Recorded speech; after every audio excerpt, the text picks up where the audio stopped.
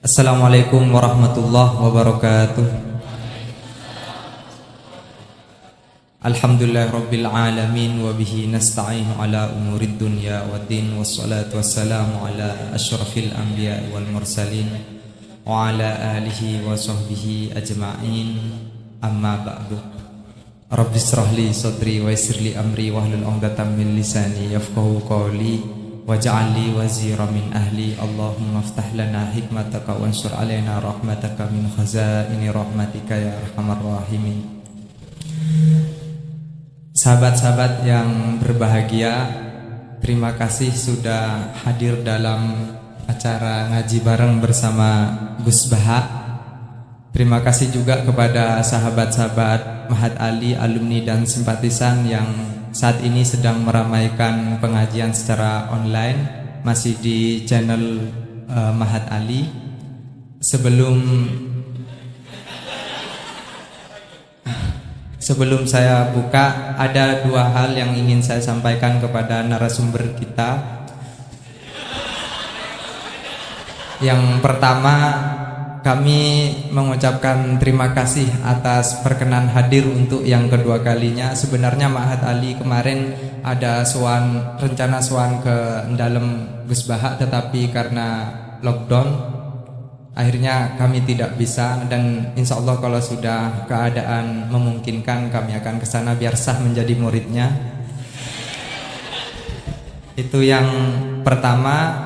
Yang kedua, ini sekedar laporan, bukan untuk minta pujian, bahwa di pertemuan pertama tahun lalu kita dikritik karena ternyata ada murid yang hafal Al-Quran tapi gurunya belum ada, dan itu tidak sah. Alhamdulillah, belakangan ini sudah ada 3 guru Mahat Ali yang hafal Al-Quran, Gus. Bisa. Yang pertama mohon disiapkan Ustadz Ahmadi Muhammadiyah ya.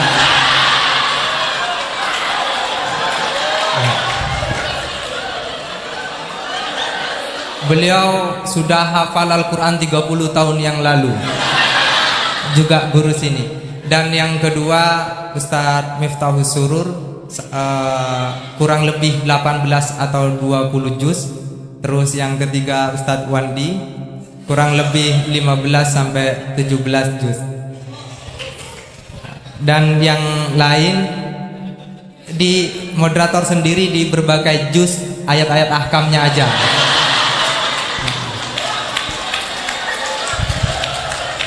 Dan juga sebagai laporan, Ustadz Herudin sebagai sekretaris Mahat Ali Situbondo sudah membuat ancang-ancang peraturan bahwa musrif atau pembina di Mahat Ali itu sekurang-kurangnya menghafalkan ayat ahkam berikut beberapa juz yang kelak nanti ditingkatkan menjadi harus 30 juz. Tetapi ada yang kurang baik. Setelah itu aturan itu berlaku untuk yang daftar jadi dosen. Kalau yang sudah jadi dosen bagaimana Ustadz Herudin? Ustadz Herudin mengutip Al-Baqarah tentang ayat riba itu, Gus. Faman ja'ahu mau'idatum mir rabbih fantaha falahu ma salafa. Jadi yang sudah udah itu amruhu ada ilallah. Jadi bersyukurlah saya sudah masuk sebelum ada syarat-syarat itu.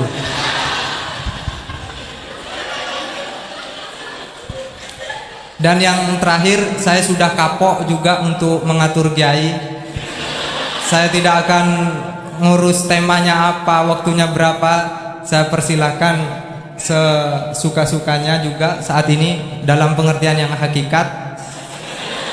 Bukan hanya karena kapok ngatur ya, tetapi juga beliau sudah berjanji tidak akan lebih 45 menit tahun lalu.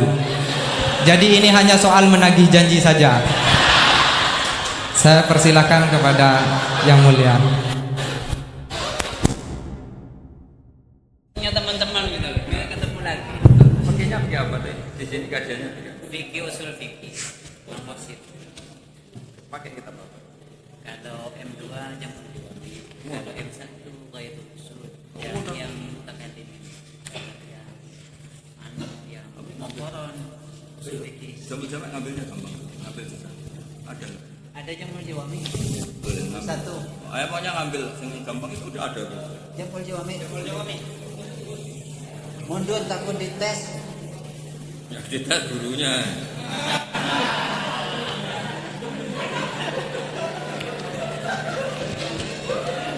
Siapa nanti yang dites Qurannya? Kamu ya?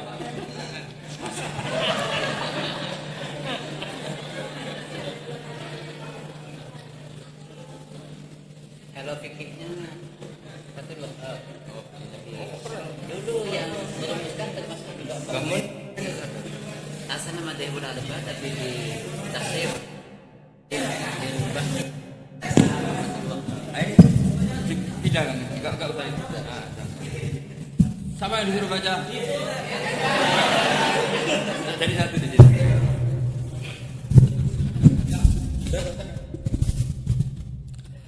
Assalamualaikum warahmatullahi wabarakatuh. Bismillahirrahmanirrahim. Allahumma sholli wa sallim ala sayyidina Muhammadin wa ala alihi washabihi ajmain. Amma ba'du. Semoga semua di sini dimaafkan Allah Ta'ala. Karena ganggu wong top. Top cara pangeran, angger mukmin ya top. Begini ya, jadi saya tahu banyak foto-fotonya Mbah Mun ketika sama Ki As'ad. Bapak saya kandung juga pernah di sini ketika muktamar 84, beberapa keluarga termasuk Ki Ahmad Siddiq karena beliau juga turunan Lasem. Yang jelas kenangan kita dengan Ki As'ad itu banyak, dari bapak, dari guru, kemudian beliau juga ngaji di Sidogiri. Saya juga dapat keluarga Sidogiri, banyaklah hal-hal. Tapi yang saya pastikan memaklumatkan diri sebagai Mahat Ali itu entah keangkuhan, entah jujur, karena Ali itu maknanya kelas tinggi. Kelas tinggi itu bisa kelas tinggi ilmunya atau kelas tinggi ya macam-macam. Tapi saya beri contoh.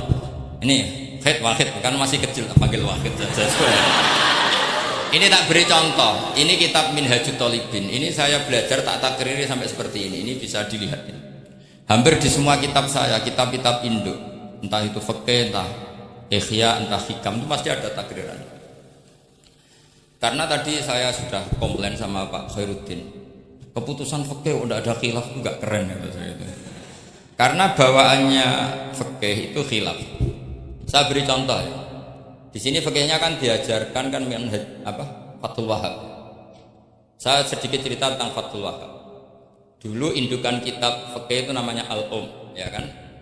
Dikarang oleh Imam Syafi'i. Sebenarnya enggak dikarang, diimlakkan. Ini pakai bahasa Ma'had Ali, kelas tahqiq. Ya, kalau bahasa umum kan kitab dikarang Imam Syafi'i itu salah besar. Karena di situ masih ditulis qala Imamunas Syafi'i. Yang benar itu amla alainas Syafi'i, diimlakkan oleh Imam Syafi'i, ditulis oleh beberapa muridnya. Yang paling masyhur kalau kitab itu Imam Muzani. Sebenarnya di situ ada Imam Buaiti, ada Imam Robi, tapi yang paling telaten itu Imam Muzani. Sehingga kitab itu dinisbatkan pada Imam Muzani. Di beberapa itu juga ada yang dengan tanda kutip ditinggalkan oleh Imam Muzani. Disebut Infiradul Muzani Anis Syafi'i. Kemudian setelah jadi Mukhtasarul Muzani, ini saya tanpa menyiapkan materi loh, karena sebetulnya saya sudah minta Gus Azam hanya ngisi di pengajian umum, karena sudah saya kapok ke sini. Kapoknya itu bukan karena mangkel, tapi nggak ada perkembangan. Itu nggak ada perkembangan. Jadi hafal Quran itu keharusan seorang faqih, baru hafal 4 aja diceritakan. Memang ini ngawur sekali itu sebetulnya. Memang normalnya seorang faqih memang hafal Quran, nggak boleh hanya berapa? 4. Gak meyakinkan. Nah, Mukhtasarul Muzani itu ada beberapa hal yang beliau beda dengan Imam Syafi'i. Kemudian disarai namanya kitab Nihayatul Matlab fi Dirayatil Madhab oleh Imam Haram. Saya punya kitabnya dan tak pelajari. Oh, ini maklumat. Bukan niat sombong, ini niat cerita fakta. Nihayatul Matlab fi Dirayatil Madhab. Kemudian Imam Haromen punya murid alim alamah yang saat itu belum suka tasawuf, namanya Imam Ghazali. Beliau akhirnya menulis Al-Basit, berhubung Mahatali sinau basit gak pati iso mergo kegeden digenti Al-Wasit. Al-Wasit jauh pati di sinau ini digenti apa? Al-Wajiz. Alhamdulillah kayaknya Pak Khairuddin juga gak punya kitab Wajiz. Wahid punya? Wahid Wajiz berapa halaman itu? Kitab Wajiz itu berapa halaman? Tebelnya aja kira-kira seberapa tebelnya? Ya tebelnya seberapa? Kalau nggak tahu isinya paling nggak tahu tebelnya. harganya masih ingat. Kalau nggak tahu isinya tahu harganya ya. Harganya DKI apa? Iya, jadi ingat dia kalau uang ingat dia. Jadi bawaannya orang nggak bakat soleh itu kalau uang tuh ingat. Terus setelah itu diringkas lagi sekaligus ada kritik tertentu, komplain tertentu disebut al-muharrar. Jadi memang syaratnya fikih itu harus ada yang komplain karena nggak bisa final. Disebut apa? Al-muharrar. Al-muharrar itu ya sudah dinamain al-muharrar yang sudah diteliti oleh Imam Rafi'i. Ada yang komplain lagi ya setengah sarah tapi setengah komplain. Namanya Minhajut Thalibin. Minhajut Thalibin dikomplain lagi di era Syekh Zakaria Al-Ansari. Dari masdar dengan jamak mudzakkar salim diganti manhajut tullab. Ya maknanya sama, minhaj sama manhaj maknanya sama, thalibin jamak mudzakkar salim, tullab jamak taksir. Jadi asli ini yo cara Jawa mau akal-akalan tok, minhajut thalibin jadi manhajut tullab. Kemudian manhajut tullab itu dikarang sangat ringkas. Sehingga yang baca itu tidak paham. Mu'alifnya akhirnya dengar-dengar kalau anak-anak Mahatali itu tidak paham. Akhirnya terus manhajut tullab disarai sendiri oleh Syekh Zakaria Al-Ansari. Jadi Fathul paham. Loh alhamdulillah ya masih banyak yang nggak paham. Padahal sudah sarah. Akhirnya sarah kan gampang. Ya tidak paham itu bagus kan, kita ngaku tidak paham tawadhu. Daripada ngaku paham nggak paham, mendingan ngaku nggak paham kan. Kemungkinannya dua kalau ngaku nggak paham. Mungkin tawadhu, mungkin betul adanya.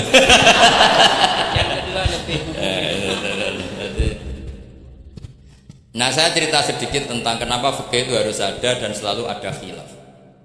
Karena itu masalah furu'iyah apa? Saya beri contoh, ini kitab Minhajut Thalibin dan saya punya catatannya banyak. Oh sampai gini, sampai sarah-sarahnya punya. Catatannya ya banyak.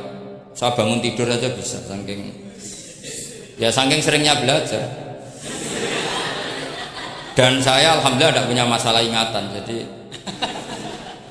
kadang banyak guru punya masalah apa? Ingatan. Tapi tidak perlu dianggap harus kemana, ke rumah sakit apa, tidak perlu, nggak ingat. Misalnya saya tak kasih tahu, siapa paling pintar jagomu tak bedaan. Yang namanya sujud, misalnya. Sujud itu apa coba? Secara lughat. Wat'ul jabha alal ardi. Sehingga Imam Rafi'i berpikir sujud itu asal ada wat'ul jabha alal ardi ya sah adanya. Dan beliau mengklaim, ini saksinya Pak Khairuddin ini, wasabe as-sujud wa aqalluhu mubasyaratu ba'di jabati musallahu. Ya. Beliau hanya mengatakan wala yajibu wat'u yadaihi wa rukbataihi wa qadamaihi fil adhar. Wala yajibu. Ini kalau enggak percaya, kapan baca? Masih tarakum bisa ya? Coba baca. Wala yajibu supaya wat'u yadaihi pakai nada Indonesia, jangan nada negara sebelah. Wala yajibu wa rukbataihi wa qadamaihi fil adhar. Jadi menurut Imam Rafi'i ketika sujud itu tidak harus wat'ul yad, tidak ada wat'ul rukbah, tidak ada wat'ul. Nah, karena secara lughat yang namanya sujud itu ya seperti itu, wat'ul jab. Dan sujud itu sudah dikampanyakan sedemikian rupa bentuk apa ketertundukan tertinggi yaitu dengan wat'ul jab. Artinya posisi kepala di bawah pantat. Tapi terus Minhajut Thalibin, padahal Imam Rafi'i ketika ngarang itu menyebut fil adhar dalam kitab Al-Muharrar. Terus kultu kata Imam Nawawi al-adhar wujubuhu. Ya masyhur kan karena Imam Nawawi berdasar riwayat umirtu an asjuda ala sabati azumin al-jabha wal yaden warubaten wal qadam. Saya baca lagi ya, umirtu an asjuda ala sab'ati azumin, apa al-jabhah wal yadain wal rubatain wal qadamain. Nah, andekan Imam Rafi'i ketemu Imam Nawawi, kamu ikut buku siapa? Nawawi kan? Nah, sekarang oke, berdasar riwayat dan praktek guru-guru kita semuanya seperti itu. Kalau sujud melibatkan 7, oke, itu berdasar riwayat dan berdasar perilaku guru-guru kita. Oke, secara sanad kita tidak punya pilihan, pasti seperti itu, ikut guru. Tapi kalau pertanyaannya dibalik, saya ulang, pertanyaannya dibalik, min asbabir riddah itu adalah sujud di sonamin. Kira-kira kalau ada orang sujud hanya watul jabah di sonamin, sudah murtad apa belum? Murtad kan? Loh enggak, sudah murtad belum? Termasuk murtad kan sujud di sonamin atau di ghairillah. Kira-kira untuk murtad syaratnya melibatkan 7 anggota apa cukup watul jabah?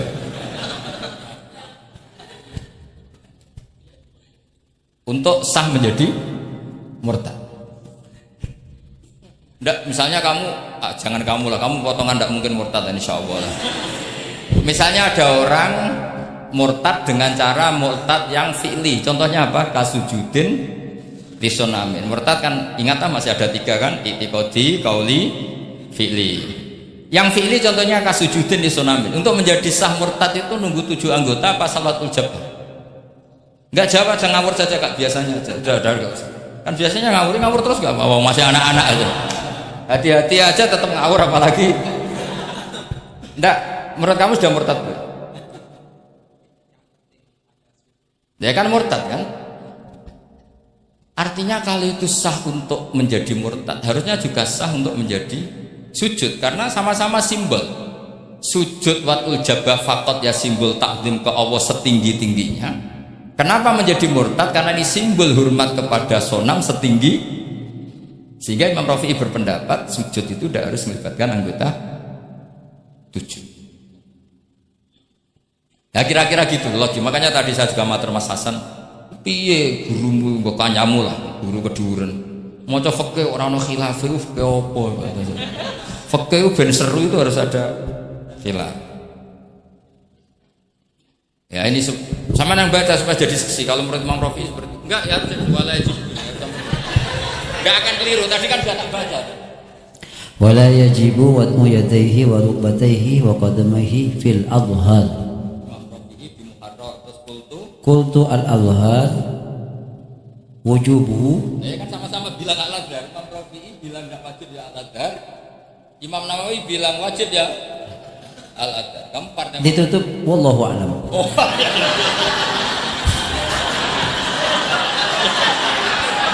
Enggak ada Gus. Ada walam. Iya, wallahu a'lam. Aduh, ini nggak ada penggantinya.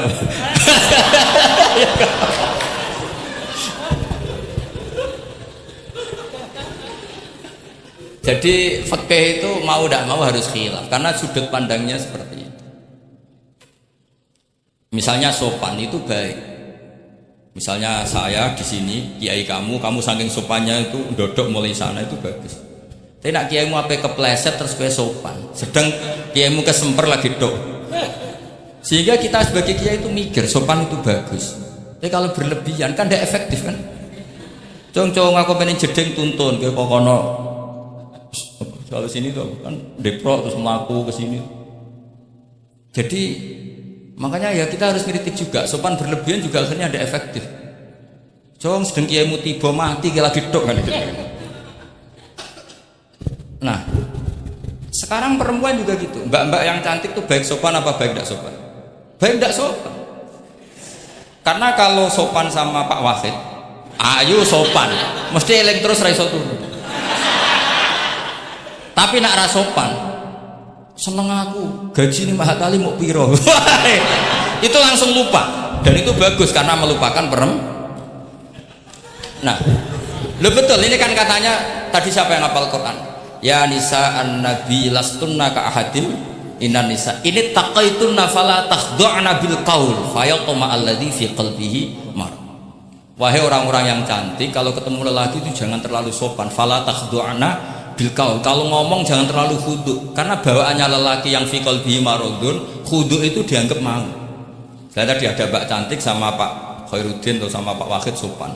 Mohon kalau derek guru mau, mesti pikirannya, oh maksudnya gelem tak wae, mesti dak wae. Padahal maksudnya derek itu menderek mata pelajaran. Tapi utek-utek begini itu kan. Yang fi qalbihi apa? Marad, contoh saja loh. Tapi bisa fakta. Itu mesti pikirannya itu kemana-mana. Mpun kalau derek Pak Fakid mawon, sing ngomong wong ayu, nak sing elek kan ra dipikir. Sehingga unik, khusus perempuan yang cantik itu sopan itu tidak baik. Di dalam komunitas lelaki yang fi qalbihi, karena pikirannya mesti. Padahal Mbak tadi bilang gitu maksudnya anut Pak Wahid, ikut mata pelajarannya. Tapi pikirannya sampai kan bisa enggak gitu. Fala takhda'na bil qawli fayatma alladzi, itu hebatnya Quran. Jadi psikologi lelaki juga dibicarakan. Bawaannya lelaki kalau ketemu perempuan cantik kok sopan, kok memberi harapan, itu terus golek dukun mahabbah. Kayak apa pinternya Quran? Nah ini sayangnya yang hafal baru 4. Padahal saya satu mobil saja tadi hafal berapa Gus? Pakai satu mobil. Karena pondok saya memang pondok takfir. Jadi yang derekno saya banyak yang hafal. Jadi satu kelas kalah dengan satu mobil. Supir saya hafal Quran, penderek saya hafal Quran, yang bawakan tas ya. Oh kalah jauh. Yang satu kiai tidak hafal Quran. Iya, memang pondok saya pondok takfir karena memang pondok takfir. Jadi seperti itulah. Masa kamu menyarankan orang tidak sopan? Tidak mungkin kan. Masa kita ngajari santri-santri gak sopan? Tidak mungkin. Tapi kalau kamu ajari sopan, khusus yang cantik, ketemu lelaki yang seperti itu, akibatnya fayatma alladzi fi qalbihi marad. Makanya di sarah-sarah atau di tafsir-tafsir sampai ada penjelasan wa yusannu lil marati takhlidu sautiha. Perempuan disunatkan menebalkan suara untuk menghilangkan rasa apa? Syahwat lelaki tadi. Terus paling enggak misalnya enggak mau nebalkan ya judes. Misalnya ketemu Pak Wahid, Mbak apa yang ini? Gak urusanmu. Oh itu mesti langsung lali. Nah, tapi nak jawab, badhe napa ngersakno napa? Nggih kula tak derekno jenengan riyen. Wah bahaya. Padahal maksudnya derekno itu ya mata pelajaran, tidak ada hubungannya dengan mau dinikah. Tetap muni naudzubillah lah kalau itu. Nah itu fikih. Jadi fikih itu menginduk ke usul fikih. Tapi usul fikih sendiri itu kalau tidak ngerti fikih itu jadi liar. Karena khayalnya lebih tinggi. Makanya banyak orang yang pengagum usul fikih itu jadi liberal karena terus terlalu banyak khayal. Maka pondok-pondok itu harus ada fikih dan ada usul. Saya beri contoh liar begini. Maqasidus syariah itu kan bisa subjektif. Sehingga Imam Syafi'i itu yang kritik man istahsana faqad syarra'a. Orang yang sering berpikir istihsan faqad syarra'a, maka dia mau berpikir bikin syariat tandingan. Misalnya gini, saya ini kiai yang suka tirakat. Karena dulu misalnya mondoknya itu suka tirakat. Terus santrinya diwajibkan puasa setahun atau diwajibkan nggak boleh makan nasi. Itu bikin syariat tandingan. Karena apa? Tahrimu malam yahrum, mengharamkan sesuatu yang tidak haram, atau mewajibkan ijabu malam yajib. Itu termasuk kriminal dalam Sulam Taufik. Loh iya, bahkan Sulam Taufik mengebabkan itu di bab riddah. Saya ini sudah tak toleransi, temu tak tulis minal kabair. Kalau di Sulam Taufik dimasukkan bab riddah karena ijabu malam yajib berarti bikin syariat. Atau tahrimu malam yahrum juga artinya bikin. Tidak tahu guru di sini biasanya tahrimu malam yahrum apa tahrimu malam yuharram. Umumnya bacanya apa? Bisa dua. Ya rada maju berarti sermaya. Nah, tapi kamu tidak bisa menyalahkan kiai-kiai yang mengharuskan muridnya tirakat karena itu cara untuk kasrus syahwat, untuk memecah syahwat. Tapi tetap saja nggak boleh mewajibkan karena nanti ada syariat tandingan. Nggak boleh. Syariat ini sudah sempurna, nggak boleh ada syariat baru. Yaitu disebut ijabu malam yajib atau tahrimu malam yahrum. Maka kata Mbah Mun, resikonya jadi kiai ngalim. Mbah Mun sering bilang, aku kiai ngalim jadi ribet. Apa ngaramno rokok sing darani halal yo akeh. Dihalalno cah cilik-cilik rokok. Jadi kiai itu kan lebih tunduk ke konstitusi ilmu. Ribet lah, ribet. Misalnya begini, sampai tak gede. Assalamualaikum ketika salam itu yang wajib salam pertama apa salam kedua? Pertama. Itu wajib niat mufaroqah apa niat menghabisi sholat atau mengakhiri sholat apa enggak perlu niat? Nah, mesti ulama berdebat. Karena ketika Allahu Akbar bisa Allahu Akbar demo, bisa Allahu Akbar niat sholat. Maka untuk membedakan, lo kan bisa aja kan? Demo itu udah harus berontak enggak? Misalnya kamu ngerti perempuan yang kamu cintai, ternyata omongan nebek Pak Guru Khairuddin kan Allahu Akbar, guru kok ngono kan gitu. Nah, untuk membedakan itu, kalau untuk sholat atau untuk takjub diharuskan niat Allahu Akbar. Nah, sekarang salam harusnya juga ada pikiran begitu. Ini salam karena ketemu orang, apa salam karena keluar dari sholat. Makanya selalu ada ulama yang berpendapat wajib niatul khurud minas sholat. Karena logikanya kalau Allahu Akbar wajib niat sholat untuk membedakan Allahu Akbar yang wiridan, Allahu Akbar yang takjub, Allahu Akbar yang demo, untuk membedakan itu semua niat. Salam juga gitu, salam mubalek, salam kenalan, salam apa, harusnya pembedanya adalah niatul khurud minas sholat. Makanya saya tadi itu komplain sama Pak Khairuddin, itu Faslul Masail Fikih udah ada khilafnya, hebat betul orang itu kata saya. Itu yang putih. Oh, yang putri itu. Nah, jadi apa? Kaidah-kaidah seperti itu nggak bisa dihindari, khilaf-khilaf seperti itu nggak bisa dihindari. Ini saya baca ya, misalnya contoh-contoh yang itu mulai apa? Mulai salam ya. Jadi pilihan-pilihan itu, misalnya di salam ana jaza anha, terus asani asyar assalam wa aqalu assalamualaikum wal aso jawa qultu al aso al mansud wa annahu la tajibu niyatul khurud. Jadi ada yang bilang tidak wajib, mesti artinya ada yang bilang wajib. Karena jadi nggak ada pilihan. Setelah ada pembanding itu udah ada. Sekarang begini lagi. Ini yang ulama kadang-kadang yang nyuwun sewu, andekan kita ulama itu kadang ra cocok, tapi cocok ra cocok ya harus didengar, ini ngaji. Ulama fikih kadang iso sembrono, tapi aja muni ngono kualat. Saya ngomong aku wae. Nak darani iktidal, menamai iktidal itu ruknun qasirun ghairu maksud. Julus benas sajdatain atau jalsah itu kan ruknun qasir ghairu. Itu banyak ahli hadis yang komplain. Ini ngawur betul fuqaha itu. Wong rukun kok ghairu maksud. Dan mereka berani bilang itu rukun sing ghairu maksud. Kusida lil fasli, hanya dimaksudkan untuk pemisah. Itu kan yo mangkelno wong rukun kok ghairu. Ternyata ulama itu punya niat begini. Setelah dikatakan ruknun qasir, maka jangan ada pesaing, yaitu ukurannya apa? Julus jalsah benas sajdatain nggak boleh lebih lama ketimbang tasahud akhir. Tasahud awal sunat bu, jangan ngaji ora khatam. Tasahud akhir apa awal? Akhir, berarti sabtu lisan is pinter. Iktidal juga ruknun qasirun, maka nggak boleh lamanya menandingi qiyam lil Fatihah. Ya, sudah jelas ya. Yang jalsah benas sajdatain nggak boleh menyaingi tasahud akhir. Yang iktidal nggak boleh menyaingi qiyam lil Fatihah. Ternyata ulama itu yang mikir, disaingi itu ya ora enak. Ngene koyo kula saingi Khairuddin ya ora gelem. Ora krana sombong, disaingi itu ndak enak. Kecuali level ya. Kecuali level. Level ya hafal Quran itu 30 juz. Itu Jibril bisa demo ke kamu. Memangnya saya hanya nurunkan ayatul ahkam. Enak saja milik. Memangnya selain ayatul ahkam nggak menarik. Itu kalian semua pasti berhadapan dengan Jibril. Coba Jibril nurunkan semuanya apa hanya ayatul ahkam? Kalau saya ketemu kan aman.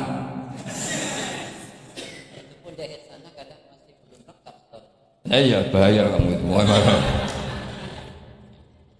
Nah, ketika wajib gak mau disaingin, ini ternyata menginduk ke mazhabnya Abu Bakar As-Siddiq. Di antara sifat Allah paling keren itu la syarikalah. Di mana-mana zat yang top itu gak mau saingan, dan itu normal karena memang gak ada yang setara dengan Allah. Suatu saat Abu Bakar itu pulang. Ini nanti saya cerita fikih banyak. Kamu pasti setelah ini tambah pinter, tak jamin. Bukan barokahnya saya lah, barokahnya Mbah Mun, barokahnya Mbah As'ad. Tapi kena rasa sombong yang nggak termasuk barokahku lah gitu. Nak kamu tidak sombong, tapi sombong juga gak apa-apa. Terus biasa salah, orang salah sombong salah liane. Abu Bakar pulang, di situ tuh istrinya menyediakan beberapa makanan untuk sahur. Tuh marah besar. Apa kamu mau menandingi Ramadan sehingga puasa sunat aja persiapannya seperti ini? Bahkan sebagian riwayat beliau memukuli kidrun, jadi itunya ada yang dirusak lah kira-kira gitu. Ini dengerin betul, nanti akibatnya di fikih. Makanya di fikih apa? Sholat fardu itu nggak mau kesaingan. Sholat fardu wajib qiyam liqadirin. Nggak boleh sholat sunat bersyarat begitu. Harus sah qu'ud meskipun ma'al qudrah. Karena fardu itu nggak mau kesaingan. Jadi fardu ya rada egois kira-kira gitu. Nah, mesti sama lagi krungu iki gitu. Maksudnya sering roh hukumnya tapi baru tahu logika ini. Loh, aku rasa udon soal yakin. Soal yakin. Karena fardu itu nggak mau. Poso fardu wajib tabyitun niat. Nginep non niat mulai malam. Poso sunat tidak. Ketemu jam 9 kamu belum makan, belum ada dukhulu syai'in fi jawfika. Terus niat puasa sah enggak? Sah. Ada bedanya enggak fardu sama sunat? Ada. Sholat fardu wajib itmam, puasa wajib itmam. Puasa sunat amiru nafsi. Wah, puasa sunat bojo lagi apian bisa kamu batalkan. Tapi nak puasa fardu, oh sanksinya berat. Itku rokobatin sampai ya siamu sehari ini apa? Mutatabi'an. Terakhir itamu sitina. Tapi kalau puasa sunat amiru nafsi, kamu terus di monggo, ndak terus intinya fardu itu nggak mau disaingin. Berarti itu fardu egois kata saya. Nah, Abu Bakar sampai begitu. Ono wong kok sunat kok sampai nyiapno buka, nyiapno sahur, ku marah. Bahkan marahnya nggak sekedar di hukumnya, di perlakuannya. Kamu itu memperlakukan puasa sunat aja kok kayak memperlakukan fardu. Hanya di menunya, di persiapannya. Dan ternyata Imam Syafi'i benar, ternyata di hukumnya juga harus beda. Misalnya tadi qiyamul qadir fil fardi wajib qiyam, tapi kalau sholat sunat boleh qu'ud walau ma'al qudrah alal qiyam. Jadi ini ulama, ini perpaduan usul fikih dan fikih.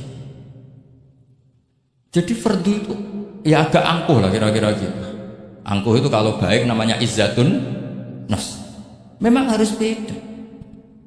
Lah di sini. Nah, di bab zakat juga sama. Ukuran wajib itu apa? Akhdhal imamu qahran atau la yuqta'u yadu sariki. Ben kita tambah pinter. Tetap goblok ya ora apa-apa zaman akhir, tapi iki tak pinterno sithik.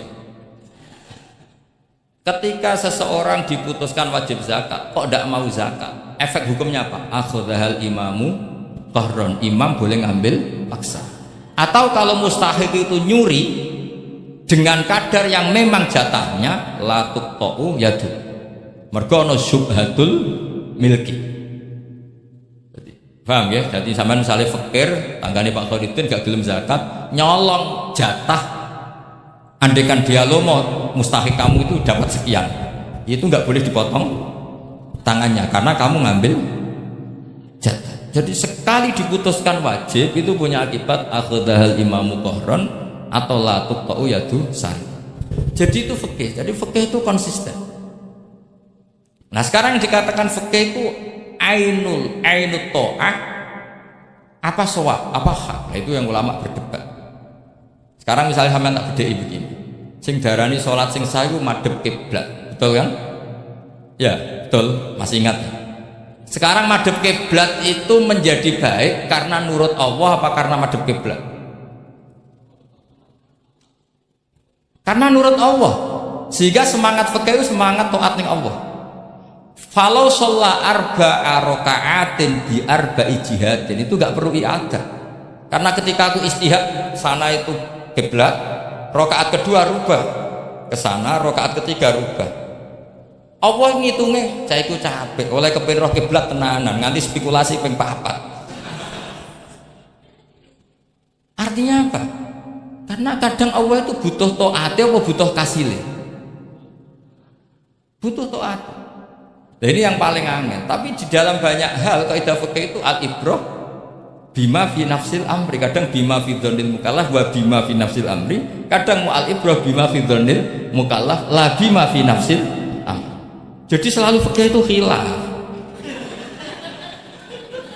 Fikih yang furu'iyah maksudnya, yang furu'iyah. Ini kadang-kadang rada angin. Nah, sekarang misalnya seperti itu. Ijtihad tadi. Ijtihad itu apa coba? Ya tadi, ketika Anda sholat madhab sana terus taghayyara ijtihaduka dan memutuskan kiblat ke sana, kamu harus nuruti ijtihad kamu apa enggak? Harus nuruti kan? Karena kalau kamu teruskan di rakaat kedua madhab sana, berarti kamu ibadah dengan cara yang kamu yakini salah.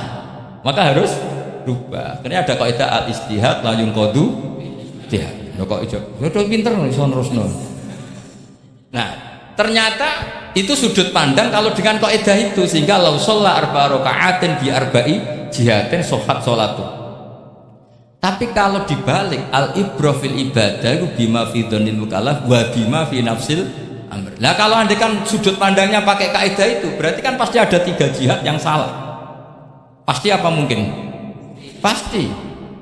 Nah, kenapa di bab al-ijtihad itu ditoleransi? Padahal jelas yang 3 ini tidak fi nafsil amr. Lagi-lagi tidak semua ulama cara pandang sama. Yang satu pakai kaidah ini, yang satu pakai kaidah. Makanya saya sering mencontohkan berkali-kali. Kalau kamu ingin sowan saya nggak apa-apa, tetap baik. Karena kemungkinan seneng kiai ya dua. Dulu saya sering bercerita. Ada tabiin tanya sama sahabat, bagaimana wajah Rasulullah SAW. Tabiin ini nangis. Wallahi saya ini saking hormatnya, saking haibahnya Rasulullah, saking hormat saya tidak pernah berani melihat wajah beliau. Saya sowan juga agak berani karena takut ganggu. Jadi cara seneng kiai itu ya kadang ra perlu sowan. Karena bawaannya itu ganggu. Loh, misalnya saya ketemu anak istri saya kan asik, terus ketemu Wahid kan ya pusing. Jadi Allahu Akbar. Provokator ini. Jadi justru saking takdimnya Rasulullah, pilihannya itu tidak sowan karena takut ganggu Rasul. Ada sahabat yang pilihannya sowan, wong jenenge seneng ya sowan. Tapi kalau dibalik, jenenge seneng ya aja ganggu, ayo milih ndi. Ini dua madzhab yang sama-sama kuat, jenenge seneng ya sowan, jenenge seneng ya aja ganggu. Ayo milih mana? Ada 2 pendapat. Kenapa Anda begitu yakin dengan satu pendapat? Di furu'iyah, saya ulang lagi di furu'iyah. Ya, bukannya maklum nadir itu. Jadi tidak gampang. Sholat pakai pakaian resmi begini itu bagus. Pakai jubah, kamis, atau pakai hem, pakai sarung itu bagus. Tapi andaikan Nabi selalu sholat demikian, itu bahaya. Saya ulang lagi, bahaya bagi syariat ini. Ini saya niat ngajarin gurunya, bukan anak-anak. Suatu saat Jabir bin Abdillah, kalau kamu baca lihat di bab sholat di Bukhari atau di kitab ilmiah ilmu fi sholat misalnya, itu Jabir bin Abdillah itu pernah datang ke masjid pakai gamis, pakai baju resmi, imamahnya dicopok, kamisnya dicopok, semua dicopot, terus sholat hanya pakai sarung tok, izarin wahid, terus akidan torofaihi ala atikihi. Ini kayak orang tua sarung satu di akidan torofaihi ala atiki, terus sholat. Geger sahabat tabiin, kan ini era tabiin, geger tabiin. Unzur ila sahibi Rasulullah, lihat tuh sahabatnya Nabi sholat model kayak gitu. Ketika Pak Khairuddin sudah sholat dengan segala penampilan, jubahan, terus pakai imamah, dehem dari belakang, orang minggir semua, sudah top lah pokoknya, sudah top pokoknya. Ini sahabatnya Nabi. Terus ketika sahabat mulai, dan Yun Sewu, beliau ngendikannya agak kasar. saya melakukan ini. Sama cek nanti di Bukhari. Kalau ada Bukhari juz 1 ambilkan, nanti tak bacakan. Apa cukup nanti tanya gurunya? Tanya saja nanti ya. Kalau 5 menit menemukan berarti dia sudah paham. Kalau ngasih waktu 1 hari masih cari-cari berarti. Ukurannya gampang. Kalau saya setengah menit langsung ketemu. Nanti ya cukup gurunya ya. Nanti kasihkan. Kalau bilang besok berarti belum tahu. Tapi kalau 5 menit kok ketemu ya sudah lumayan ya. Kata Jabir bin Abdillah, saya melakukan ini liyaroni al-ahmak misluk. Keras sekali. Saya melakukan ini supaya orang ahmak kayak kamu itu tahu. Ahmak itu terjemahnya nggak usah diterjemah. Ya pelai jahil atau teman akrabnya apa? Jahil yang agak kebablasan itu namanya apa? Ahmak. Jahil yang ya sudah seperti itu. Ternyata itu berkahnya masya Allah sampai sekarang. Beliau terus ngendikan, ra'aitu Rasulullah sallallahu alaihi wasallam yusolli hakadha aqidan tarafai izari ala aqid.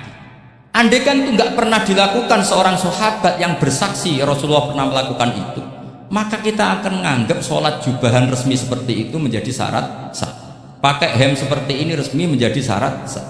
Barokahnya itu diketahui, oh yang paling pokok itu satrul aurah, yaitu mabena surah warubah. Jadi tidak konsisten itu kadang penting untuk menjaga varian hukum. Loh, Nabi itu nggak pernah terawih. Andai kan Nabi terawih terus, maka akan dikira terawih itu wajib. Nah barokahnya nggak pernah terawih, itu kamu bisa nggak terawih gitu. Maksudnya ya boleh nggak terawih. Nah, kalau nanti pengurus mewajibkan, carikan takbir sulam taufik ijabu malam. Bisa masalah besar itu. Nggak, ini cerita ilmu, nggak cerita perilaku. Nggak. Ini cerita ilmu, nggak cerita apa? Perilaku. Jelas kan? Jadi kadang seperti itu penting. Contoh lagi, dan ini sering saya utarakan. Ketika Nabi Fathu Mekah, tofa ashabu jami'an, itu musyatan. Semua ketika tawaf itu jalan kaki. Tapi Nabi itu unik. Tofa Rasulullah wahdah rokiban. Nabi tawaf itu pakai kendaraan unta. Yang lainnya musyatan, semuanya masih jalan kaki. Tapi Nabi malah tofa rokiban. Padahal jelas kaidahnya al ajru bi qadrit. Tapi andai kan Nabi kok tofa masyian, maka kita tidak tahu caranya tawaf, tidak tahu hukumnya. Atau paling enggak nganggep bahwa syarat sahnya tawaf harus jalan. Tapi barokahnya Nabi tofa rokiban, akhirnya ada hukum, ternyata syarat sahnya tawaf tidak harus jalan, tapi boleh berkendara. Akhirnya kita tahu orang sepuh sedikit sholat apa tawaf pakai kursi roda, pakai macam-macam. Jadi semuanya itu berkah, perbedaan itu berkah. Tapi yang baca harus orang alim. Kalau orang yang fikal bi marot ya, iya Nabi karep wong ya kon mlaku dene enak-enakan numpak. Ya ribet nek kena wong sing fikal bi marodun fazatahum wa marot. Jadi ribet ini ustadz satu ini ribet. Ya subuh kesiangan ini contohnya kok kayak perilakunya. Ini Kiai Hasan contohnya kayak perilakunya. Sholat itu ada waktunya. Sekali waktunya habis normalnya sudah tidak wajib, ya enggak? Kamu mau sekolah, selesainya jam 12, kamu bangun setengah 1, harus sekolah pada usah. Karena momen sekali kelewat kan nggak bisa diulang. Normalnya sholat qadha itu tidak wajib, normalnya, karena momen waktunya sudah habis. Dan qadha normalnya juga nyuwun sewu haram. Normalnya, tapi berhubung pak sering kodok terus bilang gak haram kan? Karena yang kodok bukan hanya santrinya tapi apa? Gurunya. Tapi nyun sewu, Nabi itu tahu ditakdir kodok. Saya tidak bilang Nabi kodok, ditakdir kodok. Ini bedanya Nabi dengan kamu. Nabi pernah ditakdir kodok. Dan nyatanya Nabi tetap sholat. Akhirnya jadi syariat kodok itu tetap. Andai kan Nabi tidak pernah kodok, maka orang cara berpikir waktunya kan sudah habis, pasti malaikat bagian nyatet sudah gak ada. Lalu apa sholat wong sing nyatet wis tutup buku kan? Karena logika waktu itu kalau momennya kelewat itu sudah normalnya. Tapi agama ini tidak seperti itu. Berhubung Nabi pas kodok juga sholat, itu kayaknya juga jamaah ya. Wah itu yang ribet itu. Ya kan jamaah kan itu. Jamaah kan? Wah aku nak buat praktek neng pondok. Ya ribet. Separuh pondok kodok terus dimami Khairuddin sing komat wahid. Wah. Perkara kan? Nah barokahnya ngerti kunut itu sunat, pura-pura ndak kunut. Akhirnya kayak orang baik kan, yaitu mau melakukan sholat duha. Ini iya akhirnya guru saya sedang sholat duha. Itu husnudon yang dioblok itu.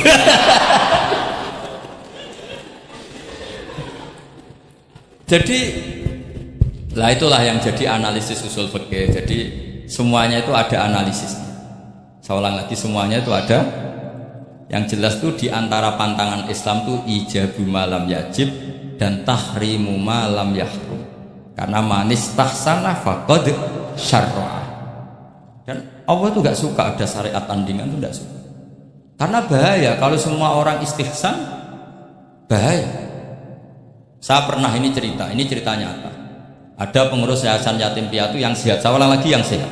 Sehat yayasannya, sehat apa keuangannya, sehat perilaku. Datang ke saya minta doa, minta nasihat.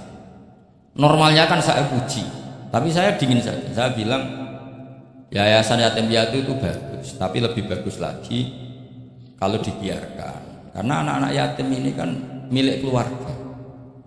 Setelah bapaknya mati, biasanya mbahnya ngerawat, Pak D, Pak Leknya ngerawat. Nah, dengan kamu ambil ke yayasan itu, dia tercerabut dari keluarga. Satu, Anda jangan merasa perilaku Anda atau solusi Anda atau amal Anda lebih baik. Bisa saja kalau di keluarga lebih. Tak beri contoh, anak yatim di kampung saya ini gendut-gendut karena dulu Pak D, Pak Leknya, mbahnya tidak pati sayang, barokah yatim sayangnya berlipat. Terus kedua, barokahnya di rumah makannya bebas. Kalau di yayasan kan harus pakai jam. Mana seneng cah cilik makan di jam. Jadi biar ya, nah ini lagi-lagi khilaf. Yang setuju yayasan yatim, yang sehat loh, kalau yang nggak sehat memang kita tidak cocok. Yang sehat, bayangkan yang sehat, itu saja ada masalah. Karena tadi anak ini kan bagus, makanya Mbah Mun pernah dawuh, yayasan yatim piatu itu ya apik, tapi gak oleh bocah tercerabut sangka keluarga. Nah ini kalau kita mentasrek terus semua anak diambil terus gak tahu Pak D-nya siapa, mbahnya, meskipun ditulis tapi kan nggak semudah itu. Ingat kalau hanya sekedar di catatan dokumen kan, tapi kalau dibiarkan di keluarga ngundang Pak D, Pak Le, Mbah dan sebagainya. Jadi nggak bisa misalnya kamu bahas masalah gimana hukumnya mendirikan yayasan yatim piatu, terus kamu bilang sunat mutlak, nggak bisa karena di sini ada unsur tadi. Kak sampean mondok ini sunat apa enggak, Pak mondok? Ya bisa wajib, bisa sunat, bisa haram. Karena yang haram misalnya gini, kamu di kampung kamu itu andalan, tidak ada orang baik kayak kamu, tidak ada yang bisa ngaji kecuali kamu. Enak-enakan mulang neng pondok, mergo keren timbang mulang neng kampung, mau wong telu. Makanya Mbah Mun kalau guyon sama saya masih ingat betul lagi. Jadi kiai yo latihan ya. Aku tahu keliru kata Mbah. Tak pikir keliru apa? Anak perainan ditanya Mbah Mun, "Cung perainan kok neng pondok?" Mbah Mun sempat husnudzon kayak cah sregep, wong perainan kok ndak pulang. Ternyata, "Lho perainan kok neng pondok, Cung? Kok sregep temen?" "Mboten, Mbah, nate ngomah kan ngarit." Ternyata. Jadi husnudzon tuh kadang ya. Semenjak itu Mbah Mun kalau ada perainan, "Cung, mulai Cung ben kenal wong tuamu." Dadi malah dibalik. Iya kan kalau kelamaan ke pondok kan nggak roh asal usul orang tua sehingga tidak punya empati, tidak punya kasihan kan. Orang tuanya berjibaku ngarit apalah kerja apa. Lah ya artinya terus kamu tidak bisa semua santri yang perenan tidak pulang berarti santri baik. Sebetulnya tidak mesti juga. Santri takut ngarit kan gitu. Jadi namanya sudut pandang gitu. Jadi masalah-masalah furu'iyah itu tidak bisa tidak seperti itu. Nah, sehingga kita tahu di kitab Mahali atau di kitab beberapa kitab fikih mesti kaul awal, kaul sani, kaul salis dan sebagainya. Karena ini masalah sudut pandang. Wali nikah misalnya, wali nikah itu kalau fasik sah apa enggak? Wali mujbir. Ada ulama yang mengatakan kalau wali mujbir fasik tetap sah jadi wali. Likamali syafaqatih, karena seorang wali ini pasti sangat sayang, meskipun fasik dia orientasi tentang anaknya tetap bagus. Ada yang bilang enggak, kalau fasik harus dicabut hak walinya. Di mana-mana orang fasik sudah error.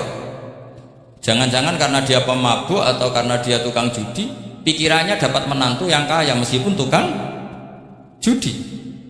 Bahaya ini kalau diberi hak wilayah atau hak wali. Makanya jangan ulama mengatakan sekali fasik dicabut. Nah, yang satu memandang umumnya orang tua meskipun fasik tetap likamalis. Tapi kata siapa di sosial itu mesti semua orang begitu apa tidak mesti? Tidak mesti. Makanya kalau saya ini mengatakan cabut saja. Li'annahu la yu'manu ayyadu'aha inda fasikin misli. Karena siapa yang bisa menjamin kalau dia tidak mengawinkan putrinya dengan orang fasik yang sejenis? Orang fasik pasti komunitasnya juga fasik, dan dia nganggap orang fasik itu tidak problem, wong dia sendiri fasik. Wes do untuk iki capek, jebule capek sing tau ngutangi ning nggon judi. Karena dia punya ukuran apik versinya dia. Lagi-lagi fikih kok mujma' alaih mau piye? Oh, iya. Yang furu'iyah maksud saya, yang furu'iyah. Iki pinter toh, cukup ya? Sudah 45 menit. Mohon ngoten mawon. Assalamualaikum warahmatullahi wabarakatuh. Satu mungkin. Ya, mungkin satu ya, putra dan satu aja ya, putra dan putri. Ya. Enggak, satu saja, Gus. Oke, bismillahirrahmanirrahim. Terima kasih. Mungkin yang tadi perlu saya berikan catatan. Ya, saya ingin beri catatan bahwa kita tadi sudah dapat kalau fikih itu karakternya adalah khilaf. Jadi ya yang furu'iyah lah, yang furu'iyah. Oke. Yang furu'iyah karakternya khilaf, sehingga kita harus terbiasa berbeda.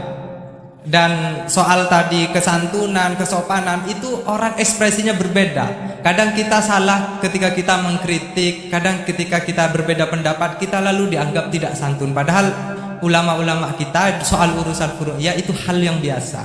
Termasuk bahkan mungkin yang tadi sering dikali dikutip oleh Gus Bahak, manistahsana faqad syarra'a, bahwa itu adalah kecaman dari Imam Syafi'i. Mungkin Gus Bahak perlu, saya tidak tahu ya, ini tag ini sudah sampai atau tidak kepada beliau.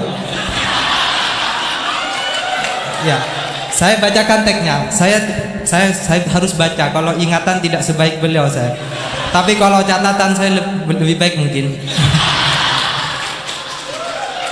Fawatihur Rahamut qala Syekhul Akbar, inna maqsudas Syafi'i min qawlihi man istahsana faqad syarra'a hada madhul mustahsin wa arada anna man istahsana faqad sara bimanzilati nabiyyin dzi syari'atin wa atba'u Syafi'i lam yafhamu kalamahu.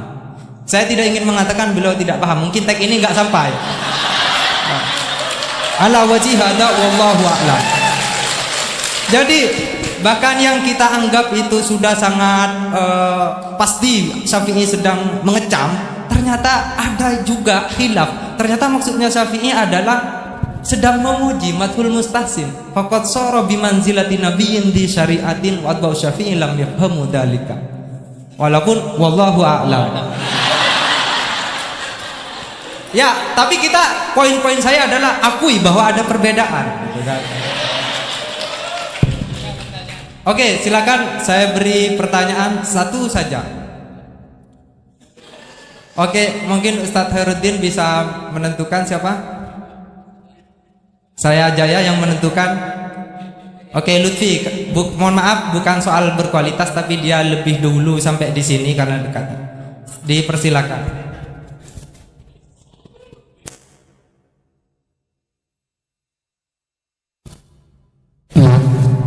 Assalamualaikum warahmatullahi wabarakatuh. Haji Ahmaduddin Nur Salim atau yang lebih dikenal dengan Gus Bahak yang saya takzimi, dan semua guru-guru saya yang saya hormati.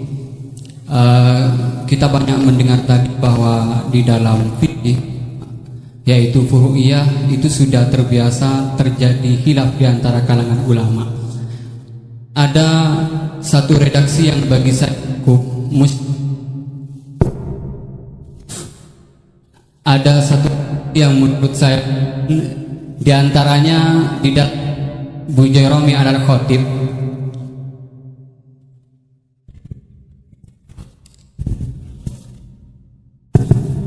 Loh. Di antaranya redaksi yang terdapat dalam kitab Bu Jairomi Al-Khatib, dan ini juga dikutip di dalam kitab Ihanatul Thalibin ketika membahas soal apakah ad-dukhon itu dapat membatalkan puasa atau tidak. Dukhon yang dimaksud di sini adalah dukhon yang masyhur dengan kata at-tutun atau tembakau, atau dalam konteks sekarang mungkin rokok.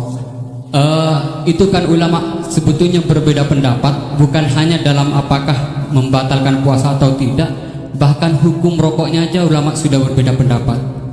Tetapi kemudian ada redaksi yang menarik bagi saya cukup muskil, yaitu beliau tiba-tiba mengatakan begini, la'anallahu man ahdatsahu, semoga Allah melaknat orang yang memproduksi rokok. Itu penting digarisbawahi. La'anallahu man ahdatsahu. Man ahdatsahu bukan man ista'malahu.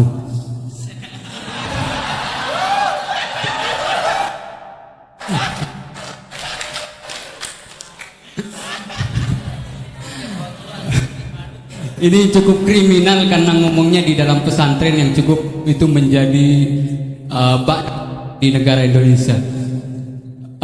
Kenapa ini ada laknat semacam ini? Karena katanya fa innahu minal bid'il qabihah.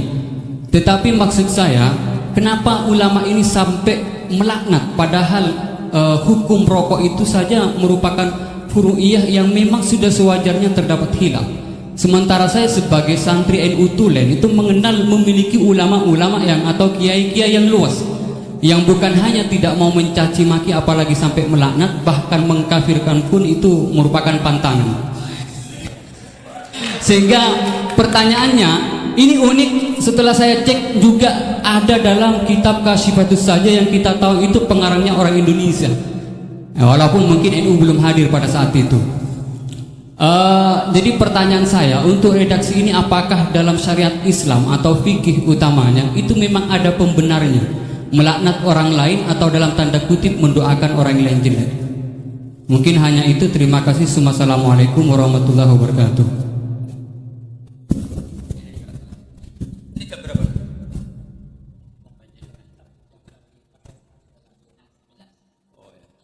Bismillahirrahmanirrahim. Semoga Allah mengampuni Pak Wahid.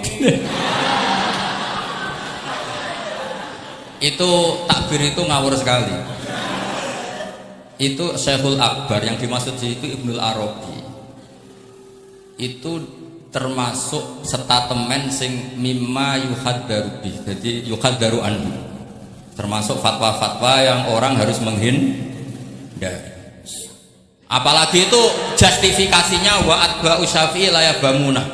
Sampean lihat di semua kitab usul fikih itu masyhur itu ibtalul istihsan.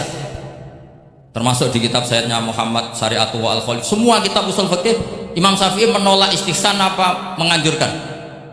Menolak. Sekarang keyakinan orang banyak Imam Syafi'i menolak, dengan satu orang Imam Syafi'i memuji. Jumhur versus wahid satu orang. Doakan ya semoga Allah memberi tobat. Loh, saya tuh tahu betul itu. Jadi itu kan seseorang satu yaitu Ibnul Arabi mengvonis Ashabus Syafi'i la yafhamuna. Padahal di semua kutubus Syafi'i jumhur memang mereka tahu kalau Imam Syafi'i itu menolak istihsan. Jadi itu jelas manis tahsana faqat syara'a itu kalimatu dhamin minhu, bukan kalimatu madkhil. Itu jelas. Nah, yang menyangkut rokok tadi saya kan sudah mengulang. Kalau rokok dengan arti rokok itu kita ngikuti guru-guru kita tidak pernah mengesahkan orang puasa yang rokok. Jadi ini bukan masalah furu'iyah, karena tetap dianggap ain. Jadi ini saya sendiri secara pribadi dan kalian harus setuju karena anut guru-guru kita tidak akan mengesahkan orang puasa merokok. Karena dukhon itu termasuk ain. Selain itu tidak perilaku guru-guru kita. Nah, soal khilaf tentang rokoknya sendiri tidak urusan dengan puasa loh ya, saya ulangi, tidak urusan dengan puasa. Itu karena memang tadi malam yadul kan al aslu fil asya al ibahah kan malam yadulat dalil ala tahrim. Jadi ya taruhannya halal dulu. Tapi tidak urusan orang puasa, saya ulang lagi loh. Karena salah paham ruwet. Nah, kalau masalah laknat tadi, laknat itu ibaratun anil dukhli. Jadi tidak laknat itu tidak harus yang orang itu harus kesampaian lah kira-kira. Jadi kalau sampean tanya hukumnya melaknat orang mukmin gimana? Jelas di Sulam Taufik laknat mukmin itu tidak boleh. Tapi manusia itu tidak cukup punya bahasa untuk mengekspresikan kebencian atau tidak suka. Kadang-kadang spontan terlontar kata apa? Laknat. Jadi itu hal-hal yang bawaan sabkul lisan. Itu kan sama dengan orang Arab bilang la wawah. Karena nggak bisa dihindari. Makanya di bab tolak, dengerin ya bab apa? Ketika seorang suami marah sama istri terus bilang gini, lasti bizaujati, kamu itu tidak istri saya. Itu tidak dimasukkan sorry tolak, tapi masih dimasukkan kinayat tolak. Karena maksudnya lelaki ketika sadar tadi, kamu seperti ini tidak seharusnya. Seakan-akan perilaku kamu tidak perilaku seorang istri. Sehingga itu tidak dimasukkan sorry tolak, tapi dimasukkan. Padahal kalimatnya jelas, kamu tidak istri saya. Tapi itu kan bawaan emosi. Itu kan seperti kiai baru duka. Ora santriku nak sing penggaweane kodok. Nah sekali-kali kiai ini takut. Terus kalau santri ini tiang lintu, yo ora ngawur. Karena ya ora trimo nak santri ini pek wong liya kan gitu. Pasti juga gak terima kan kalau diakui orang lain. Sama ketika kamu marah sama istri kamu cantik, lasti bizaujati. Terus bojomu takut. Berarti aku bojone wong liya. Ojo nek ngawur. Kan Yeman juga kan? Eman kan? Jadi makanya di semua hukum itu selalu kalau masalah ungkapan kalimat itu kira-kira yang mirip la yu'akhidukum wa billahi fi aimanikum, karena bawaan kalimat spontan itu pasti ada. Makanya dulu ada sahabat yang nyuwun sewu Nabi ngendikan papa gitu, terus agak terganggu itu, padahal Nabi ngendikannya ya spontan, tapi tidak sampai laknatullah. Akhirnya Nabi, "Dah kamu tidak usah susah. Fa'ayul muslimina adaituhu aw sababtuhu aw syatamtuhu wa laysa dzalika ahlan wa laysa ahlan lidzalik apa fatal dzalika kafaratau wa zakatau wa ajr." Jadi apa ya, bawaan spontan itu pasti ada. Ya saya ulang lagi ya, ini yang kembali ke takbir tadi. Itu bahaya betul tuh. Jadi Ibnul Arabi itu termasuk tulisan-tulisannya mimma yuhadzaru an. Ya pernah dengar toh? Lah yang dimaksud Syekhul Akbar itu kan Ibnul Arabi kan? Saya sangat tahu gitu. Jadi ukurannya itu jumhur. Semua ulama Syafi'iyah, semua al-usuliyun itu mesti menceritakan apa? Imam Syafi'i tidak percaya atau tidak setuju ada istihsan. Masa orang banyak ini kamu salahkan demi statement orang satu. Idza ikhtalafal jumhur wal fardu quddima jauh. Ya semoga ini tobat, enggak ya enggak apa-apa. Tapi memang bagus lah. Artinya dia mengungkapkan takbir itu lumayan cara ukuran itu. Tapi ya musuhnya jangan saya tetap.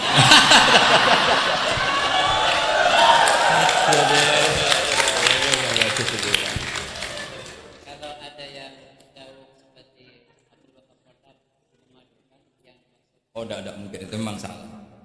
Jadi cari saja di ya ibtalul istihsan. Ya pokoknya walhasil ashabu Syafi'i semuanya menolak istihsan. Wong Imam Syafi'i butuh gini. Kalau nanti ada istihsan yang baik, mintanya Imam Syafi'i jangan katakan istihsan, itu masuknya kias. Karena kalau kias kan ada makis, nginduk ke makis aleh. Lah makis aleh ini ada nasnya. Pokoknya butuh Imam Syafi'i itu jangan sampai orang tercerabut dari akar Quran dan hadis kemudian istihsan dengan subjektivitasnya sendiri, dan itu kalau pakai subjektivitasnya sendiri namanya fakot syarro dong ya ini. Oh, alhamdulillah. Tapi ini sudah pinter loh ya, jangan terus ya. Jadi ini menghormati Jumatan yang jelas ini sudah 2 kali sudah cukup tuh, sudah pinter ya sudah. Loh provokator. Nggih wonten ditutup Al-Fatihah.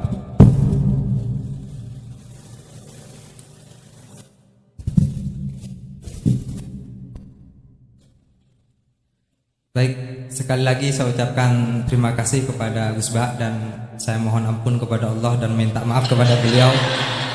Memang tujuannya bukan untuk menyaingi ya, tapi untuk supaya sampai tag itu kepada beliau. Biar tingkat kebedaannya berkurang dikit misalnya. Tapi bagaimanapun saya kalah memang.